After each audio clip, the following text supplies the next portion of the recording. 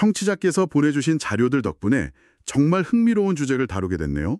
네, 저도 보고 깜짝 놀랐습니다. 동양 철학의 정수, 이 중용에 나오는 귀신이라는 개념이랑요.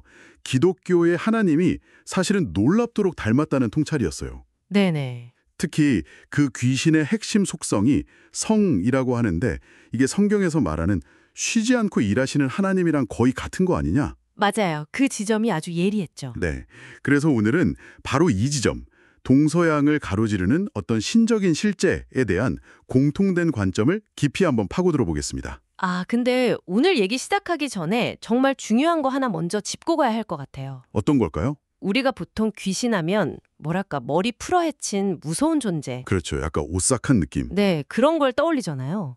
근데 오늘 우리가 다룰 중용의 귀신은 그런 민속신앙의 귀신이랑은 정말 완전히 다른 개념이에요. 아, 그 선을 확실히 긋고 가야겠네요. 네, 여기서 말하는 귀신은 우주 만물을 움직이는 거대한 작용 혹은 자연의 법칙 그 자체다. 이렇게 생각하고 들으시면 오늘 이야기가 훨씬 재밌을 겁니다. 알겠습니다.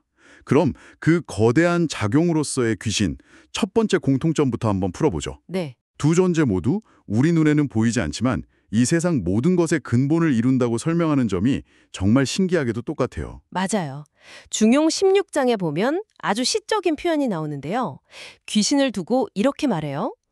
보려고 해도 보이지 않고 들으려고 해도 들리지만. 보이지도 들리지도 않지만 네, 세상 모든 것의 바탕을 이루어 빠지는 곳이 없다.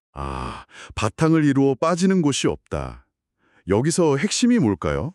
바로 마지막에 나온 채물이라는 단어예요. 채물이요? 몸체, 만물물? 단어만 보면 만물의 몸이란 뜻 같은데요? 정확한 지적이세요. 근데 이게 그냥 만물 안에 있다? 이걸 넘어서는 개념이에요. 아, 그런가요? 네, 이걸 비유하자면 화가가 그림을 그릴 때 화가는 캔버스 바깥에 있잖아요. 그렇죠. 채물은 그런 게 아니라 그 화가 자신이 캔버스 위에 있는 물감 한 방울 한 방울 그 자체가 되어버린다는 선언에 가까워요. 와, 분리될 수가 없는 거군요. 바로 그거죠.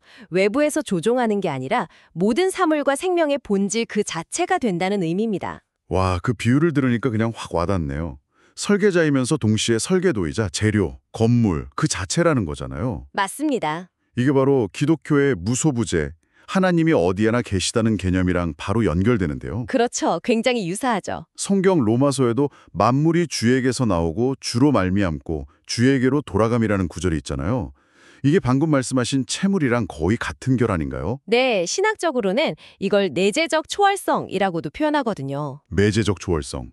말이 좀 어렵네요. 그러니까 세상 모든 것 안에 깃들어 있으면서도 동시에 개별 사물을 넘어선다는 건데 그냥 공기 같은 거라고 생각하면 쉬울까요? 아, 공기요? 네, 공기가 모든 공간에 있지만 그 공간 자체는 아니잖아요. 약간 그런 느낌으로요. 알겠습니다. 자, 그럼 이 보이지 않는 근원의 성격은 어떤지 한번 들어가 보죠. 청취자께서 성이라는 키워드를 딱 짚어주셨는데 네, 그게 핵심이죠. 솔직히 저는 이 성이라는 단어를 그냥 정성을 다한다 같은 윤리적인 걸로만 생각했거든요. 근데 그게 아닌가 봐요. 맞아요. 우리가 성을 너무 좁게만 알고 있었던 거죠. 그럼 어떤 의미가 더 있는 건가요? 중용에서는 성을 한마디로 하늘의 길, 즉 천지도라고 정의해요. 하늘의 길이요? 네, 이건 착한 마음가짐을 말하는 게 아니에요. 이건 우주의 근본 속성을 설명하는 형이상학적인 단어입니다. 형이상학적인 단어다. 네, 그 뜻은 첫째, 실제로 존재함, realness. 그리고 둘째, 거짓이나 꾸밈이 없음, 무망이라고 하죠. 아, 그러니까 성이라는 게 인간의 덕목 이전에 우주 자체가 진실하고 거짓 없이 운행되는 그 원리 자체를 말하는 거군요. 정확해요. 바로 그겁니다. 해가 뜨고 물이 흐르는 것처럼요. 네, 봄이 오면 어김없이 싹이 트고 가을이 되면 열매를 맺는 이 거짓 없는 자연의 운행. 이게 바로 성의 발현이고 중용에서는 이걸 귀신의 작용이라고 본 거죠. 와, 우주의 정직함 그 자체네요. 그렇죠.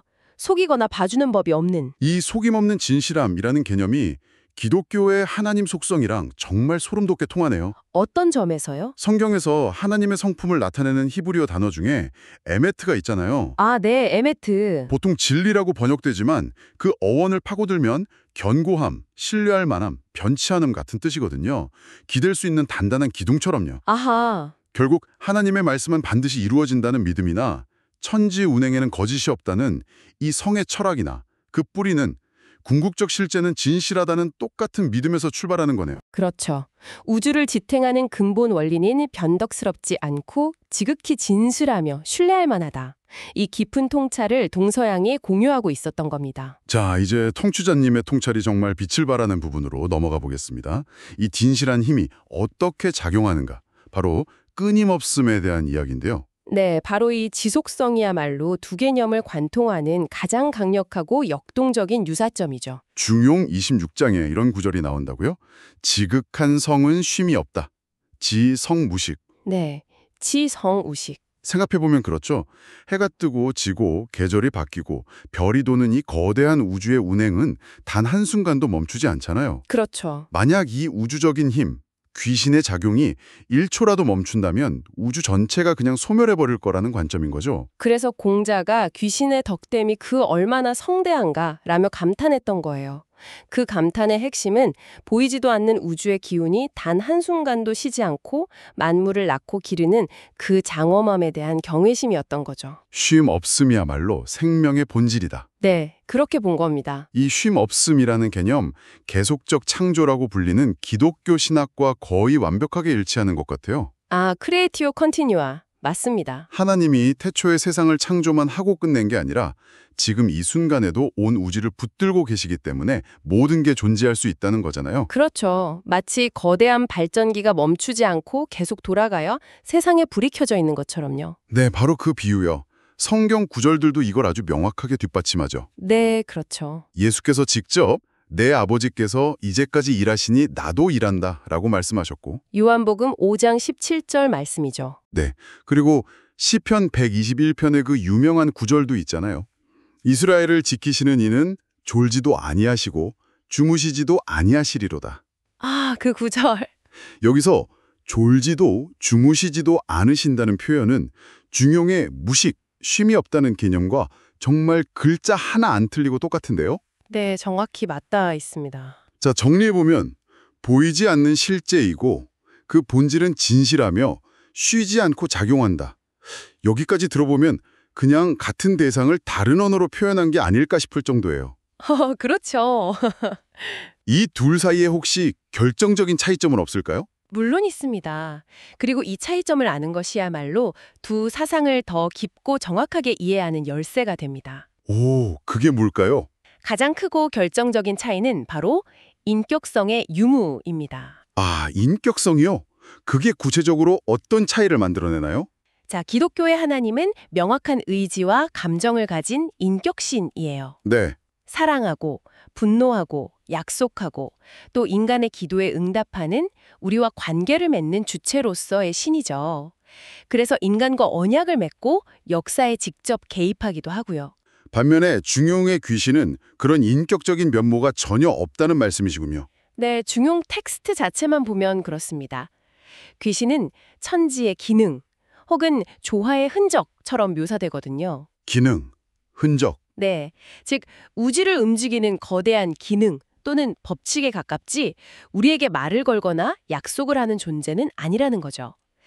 비인격적이거나 기껏해야 반인격적인 우주적 원리라고 보는 게 더 정확해요. 그렇다면 그 존재와 관계를 맺는 방식도 근본적으로 달라지겠네요. 당연히 달라지죠. 어떻게 관계를 맺을 수 있는 거죠? 바로 감응이라는 개념을 통해서입니다. 느낄감, 응할 응. 감흥이요? 네, 일종의 주파수를 맞추는 것과 같아요.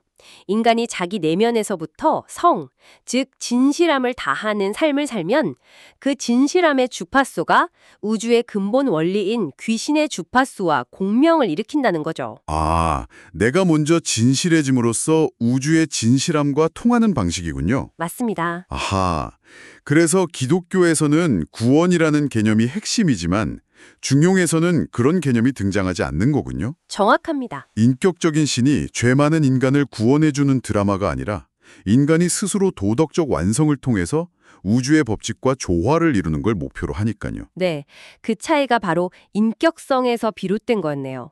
구원의 주체로서의 하나님이냐, 조화의 원리로서의 귀신이냐.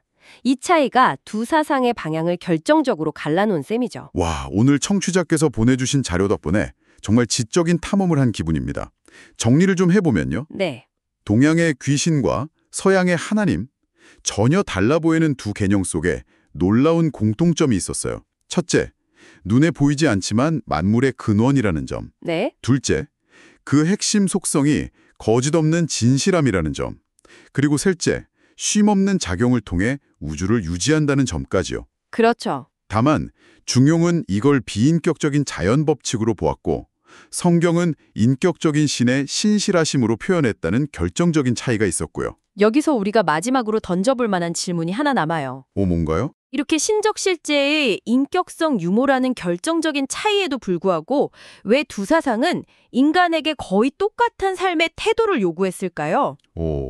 어떤 점에서 그렇죠? 중용에서는 군자가 가장 경계해야 할 태도로 신독을 강조해요. 삼갈신, 홀로독. 신독, 혼자 있을 때를 조심하라. 네, 아무도 보지 않는 혼자 있는 공간에서도 몸과 마음을 조심하라는 거죠. 왜냐? 보이지 않는 귀신, 즉 우주의 원리가 다 알고 있기 때문이라는 거예요. 한편 기독교 전통에는 코람 데오라는 유명한 라틴어 문구가 있습니다. 코람 데오, 하나님 앞에서. 맞습니다. 나의 모든 말과 행동, 생각까지도 항상 인격적인 하나님 앞에서 이루어지고 있음을 의식하며 살라는 가르침이죠. 신독과 코람 데오. 듣고 보니 정말 소름 돋게 똑같네요. 보이지 않는 무언가가 나를 보고 있다는 전제가 깔려 있는 거잖아요. 그렇죠. 결국 아무도 안 볼 때 딴짓하지 말라는 건데 그 감시의 주체가 비인격적인 우주 원리냐, 인격적인 하나님이냐의 차이만 있을 뿐이에요. 와, 비유하자면 우리를 지켜보는 CCTV가 자연법칙 그 자체냐, 아니면 관제센터에서 모니터를 보고 있는 경비 아저씨냐의 차이랄까요. 결과적으로 우리에게 요구하는 삶의 태도는 같아지는 거죠. 그러네요. 어쩌면 이것이 동서양을 막론하고 인간이 이 거대한 우주의 신비 앞에서 가져야 할 가장 보편적인 자세가 아닐까? 오늘 대화를 마무리하며 한 번쯤 깊이 생각해 보시면 좋겠습니다.